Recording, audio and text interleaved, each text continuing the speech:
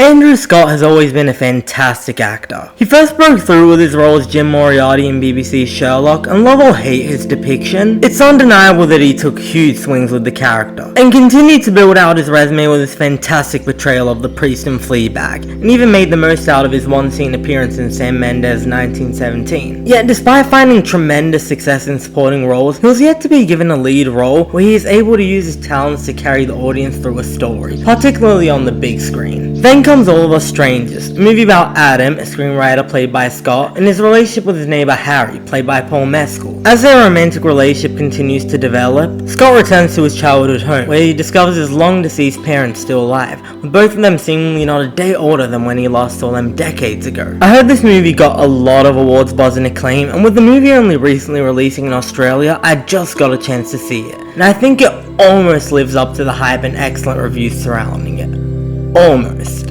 If there's anyone out there who had doubts as to whether or not Andrew Scott could take the talent he's showcased in supporting roles and apply it to a leading role, you can rest easy. In fact, I think this is a great year for Irish actors who tend to play supporting roles to prove they can lead a movie. This movie explores a lot of complex themes, such as how people process and struggle to move on from grief, and the feeling of isolation people experience when growing up with repressed identity and sexuality. So a lot is asked of Scott. But whether it's the feeling of loneliness, otherness, or childhood trauma, he gives you all of the depth, authenticity, and vulnerability you could hope for from a lead actor. It's an incredibly understated performance, one where a subtle crack in the voice or a look of melancholy in the eyes says so much more than a grand display of yelling or crying. Paul Mescal delivers a similarly fantastic performance. I already knew he had the goods from Normal People and Aftersun, and he continues to portray melancholy better than just about any young actor in Hollywood. The guy just knows how to rip your heart out. The romantic chemistry between the two leads really works. It helps that the cast is kept incredibly small, but whenever we're watching the two act together, it feels like peering through a window into a conversation you shouldn't be privy to, which is a testament to just how well these two work off of each other. It doesn't take long for us to care about them, and it's not because of the typical quirky, witty banter we expect from a romance movie, but because of the tenderness of their conversations, and the willingness of these characters to bear themselves vulnerable to one another, both physically and emotionally. Both characters grew up as gay men in different generations, and while I was a little confused by the age gap between Scott and Mescal, I mean, can you believe it's the same age gap between Tom Holland and Benedict Cumberbatch? I found the contrast between their different experiences as one of the most interesting things about the film. Though both of them struggled with a feeling of otherness, Mescal's character is much more comfortable and confident in expressing his sexuality in comparison to Scott.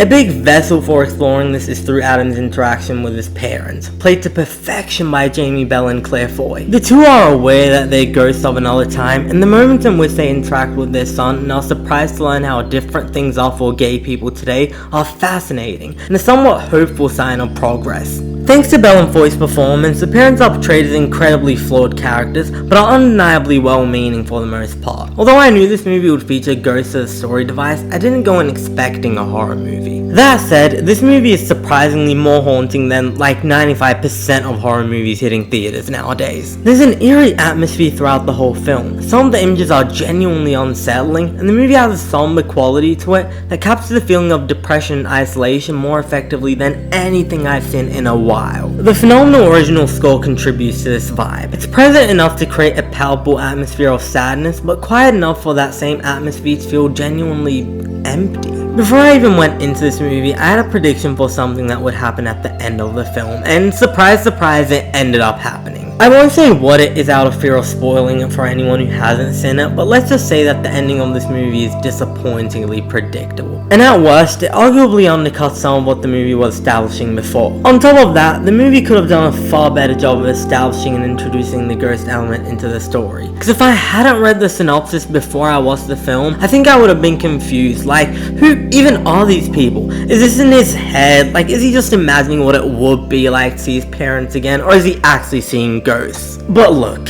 when your movie features one of the best lead performances of the year, an absolutely incredible supporting cast, memorable, effective imagery, and an incredible soundtrack, a lot can be forgiven, and this movie certainly has all of the above. In spite of an underwhelming ending, I haven't been able to stop thinking about this movie. And though it isn't my favorite movie I've seen in a while, it just might be the one I wish most to rewatch when it was over. I still feel like there's a lot to unpack in the film, and I can't wait to continue to do that in future viewings. But on first viewing alone, I'm giving this one 8 out of 10. Thanks for watching. If you enjoyed, please leave a like and subscribe, and let us know what you thought about all of us trains in the comments below. I'm Cinemike, and I'll see you next time.